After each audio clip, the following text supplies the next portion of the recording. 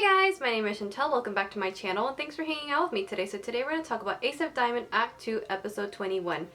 So, oh boy, where do I start with this episode? I guess let's go ahead and talk about the last few seconds of the inter-squad match because we don't really get to see what happens at the end of it. It ends up being kind of like a montage and it just goes by really quickly and we move forward to later in the evening. So at this point we really don't know what happened or the results of the inter-squad match. We just hear it through the other characters and we get to hear who made it on the first string and the second string. So let's go ahead and talk about the first string first and then we'll talk about the second string. So the first string, we basically get to hear that three of the people playing in the inter-squad made it into the first string, and it isn't until this character, which his name slips by me every time. I don't know why, I can't remember his name for whatever reason.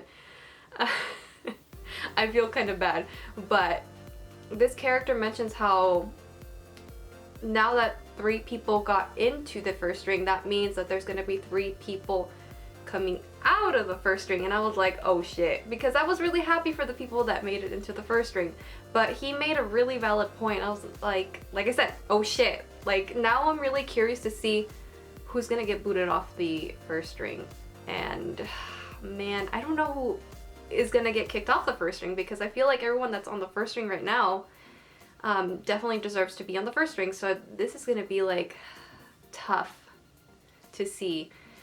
Oh man. But besides the first string, let's go ahead and talk about the second string now. The second string, we find out that 4 of the first years made it onto that second string. And 2 characters I can't remember, but one of the characters is he seems pretty close to Tojo and Kanemaru, and the other 2 is Seto and Okumura. Which Okumura is like, you can tell he's kind of disappointed in himself, especially after telling someone that he would catch for him until he makes it onto the first string. He's like, man, like, to me, seeing his reaction to that, it kind of told me like, shit, I shouldn't have talked so big. I don't know, like that was just the vibe I was getting from Okumura anyway.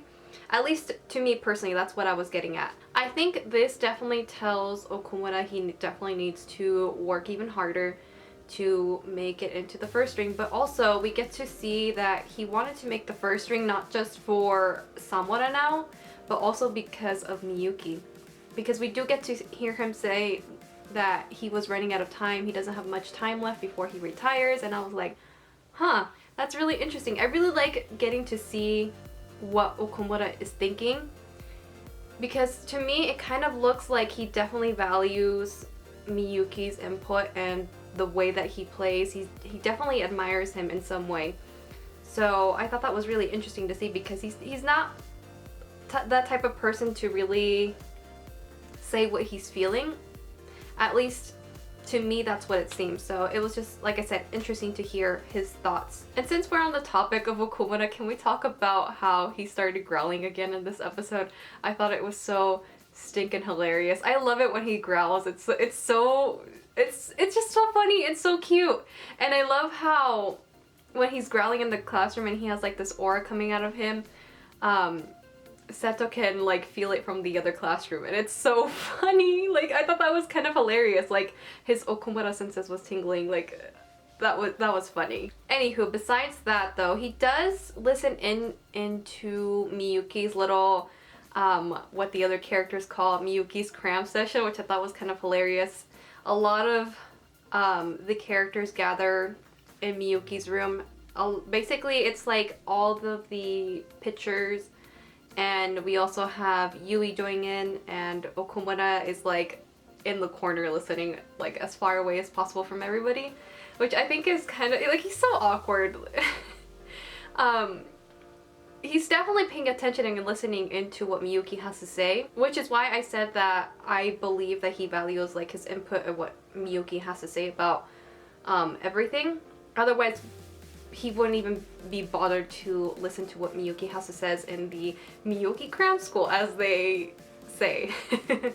So I thought that was interesting, and you can definitely see that Okumura is like just taking it all in, as well as the other characters, which, like I said, it was really interesting to see. And I think that's about it, what I wanted to talk about regarding Okumura. So now let's go ahead and talk about like the rest of the stuff that I want to talk about. I guess let's go ahead and talk about Asada, because like I love this boy so much. Like, I didn't think I would, but like, I guess spending so much time with him now in the past few episodes and really getting to know him too has made me really like Asada, and he's such a sweet character. And I was so sad that he didn't at least make it into the second string. Like, I was so sad for him, and even he was like, man, I didn't make it into like anything.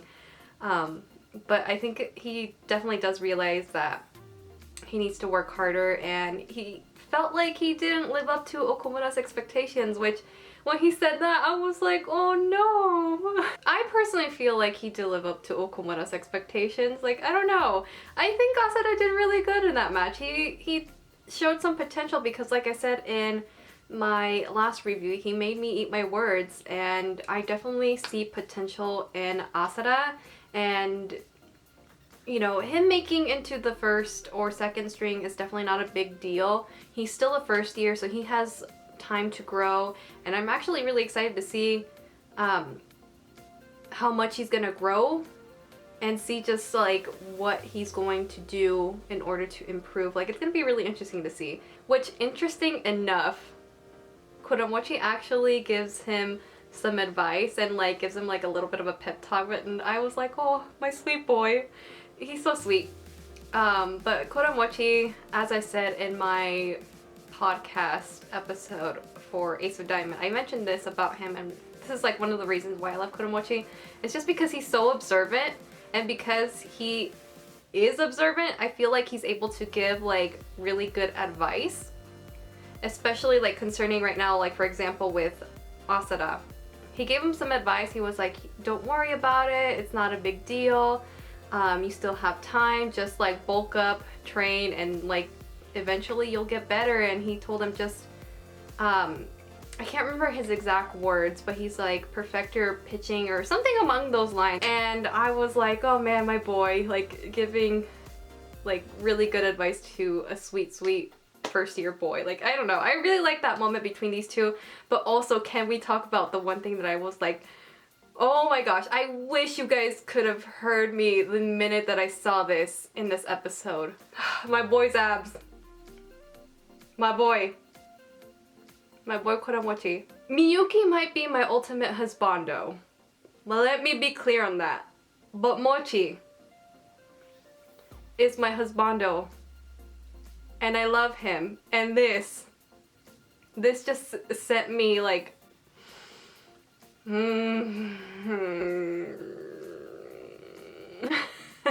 how do I make myself not sound thirsty? Is it okay to be a little bit thirsty right now? You know what? You know, screw it. I'm gonna be a little bit thirsty, because holy stinking shit. They did justice to his abs in the anime. In the manga, they looked fantastic, but in the anime, the details that went into this, it was so good. I couldn't have asked for better abs. Like, I had to replay that so many times. Like, the first time that I saw it, I literally threw my phone and it was like freaking out so bad and making like weird screeching noises, because like, oh my gosh, I don't know why I didn't think that they would animate this, but like, it was the best thing ever. The best thing that I've ever saw. If I can get this with Miyuki too, that would be perfect too. But right now, with Mochi, God bless. Oh man, I could talk about those abs forever, and I may or may not have screenshotted a whole bunch of... You know what? I'm gonna shut up, because I'm just sounding extremely thirsty right now, but I can't help it because that was a good shot. Anywho, besides me being really thirsty over Kuramochi and his abs, I really liked how Asada looked at him and he was like, holy crap, like how long did it take him to build up all that muscle? And then I like how he looks at himself and he's just like, oh man. Like it was so cute. But yeah, I mean, besides that, I guess let's just go ahead and move on because I already talked about that sweet little moment between him and Asada. Well, Asada and Kuramochi. So yeah, I guess let's just move on before I start thinking about the abs again. Let's talk about Tojo and the first year, that little moment that they had. I really like this because we don't really get a whole lot of time with Tojo, and I really like Tojo. On top of that, he's voiced by Aoi Shota, which he's one of my favorite voice actors. Love him. He's so freaking adorable. But anyway, Tojo, he's such a sweet boy, and I really like that he was giving advice to his underclassmen, and this first year was like beating himself down a lot, and he felt like he didn't deserve to be on the second string. And Tojo was like, no, you do deserve to be on there because, you know, you have the mindset of a pitcher and you were able to tough it out even after all the runs you gave up. Like, that's a really good quality to have as a pitcher. And he told him, you know, it's not that easy because sometimes, you know, when you lose so many runs, it can get to you. And it was just really nice hearing Tojo's point of view, especially because we get to hear what he was thinking and feeling in that moment back when he first did the intersquad match. And it was just such a nice perspective to hear from Tojo. And he was given, you know, advice to his underclassmen and telling him, hey, like, you did way better than me. And it was just a really sweet and sincere moment. And I really like that by the end of it, Tojo tells this underclassman, he's like, I haven't given up, you know, being a pitcher. So, like, that moment when he said that, I was like, my boy, I'm so happy to hear that. Like, he's not giving up. He still has, like, a little bit of hope in himself. And I can't wait to see what Tojo does in the future and how he ends up improving as a pitcher. Like, that's gonna be really fun to see, and I can't wait to see that. So yeah, it's fun things overall. Alrighty, so the last and final thing I do want to talk about in this video would have to be the moment that we get between Samura, Furia, and Miyuki when they all go outside. It was such a bittersweet moment. Like, when I read this in the manga, it didn't really make me feel that much of emotions, but seeing it animated and hearing the music in the background just made me so emotional because Miyuki, in a way, was hinting, you know, and telling Samura and Furia, hey, I'm not gonna be here for much longer. And I feel like he was telling them, you need to practice also with the first years. Like, he does say that. He's like, why don't you ask the other first years? You guys need to spend more time with the first years. Like, he was giving like subtle hints here and there, and you can tell Samura was kind of picking up on it, but not really, because like his reaction was like, what are you saying? Like, what are you doing? Like, hello, I want you. And that made me so sad because it's like, I don't know, like, it made me so sad because like Miyuki really isn't gonna be there forever, and I feel like the more time that we get with Miyuki, the more like we get reminded he really isn't gonna be here forever. And I don't know how I'm gonna handle it when he graduates. Like, I'm so sad, and when he reminds us, I'm like, no, stop it, please do not, like, don't you dare. Like, I am still suffering still from the past 30 years. Like, I miss the old 30 years. Like, I miss them so much. But right now, with the current 30 years, I feel like it's gonna hit home more because we spend so much time with them, and then seeing them graduate and like moving on with their lives is just gonna be like a whole nother thing, and I'm not mentally prepared for it. Like, I don't want Ultimate Husbando to go. But anyway, this little moment between these three, I definitely feel like Miyuki was trying to prep them for a time where he's not gonna be here.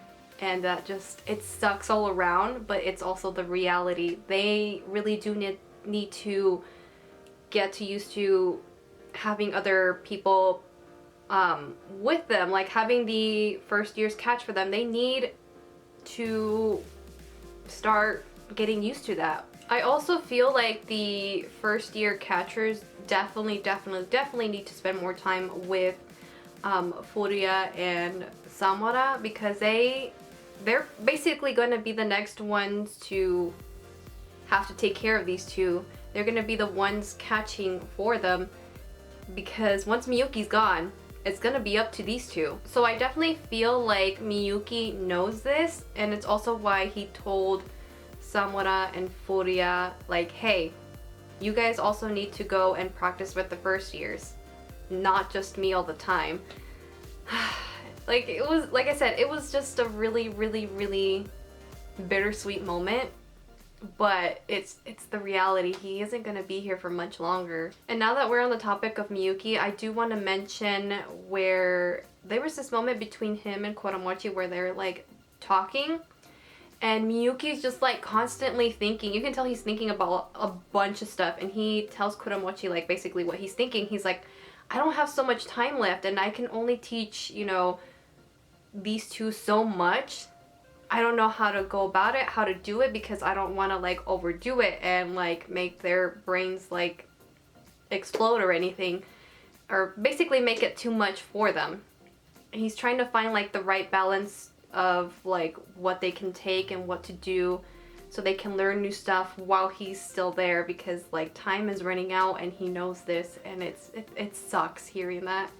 But you can definitely tell that Miyuki's trying to make as much of preparations that he can, and using his time wisely as, you know, the best that he can. Also, last and final little detail that I do want to mention regarding Miyuki. While they were having this conversation between Miyuki and Kuramochi, Kuramochi notices that Miyuki is talking a lot. And I thought that was so adorable, because I was like, yeah, he is talking a lot. He was talking so much than usual. And I know, I can't remember where I read this, but I read that Miyuki talks a lot when he's in a good mood or he's happy, and I was just like, oh, like that made me so happy. And then it was just kind of funny to hear Kuramochi being like, you know, hey, what's going on with you? Why are you in such a good mood? Because you're talking a lot.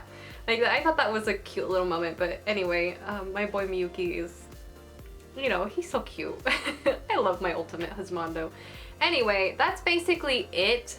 That's all I really have to talk about with this week's episode. I feel like I talked a lot, and I'm really sorry if this video ends up being super duper long. I try to make it as short, sweet, and simple as possible, but I had a lot to discuss with this week's episode regarding, you know, certain characters and stuff, and also me being a little bit thirsty with Kuramochi. Anywho, that is it for this week's video. I hope you guys enjoyed hearing me ramble on, and I will see you guys in my next video. Bye!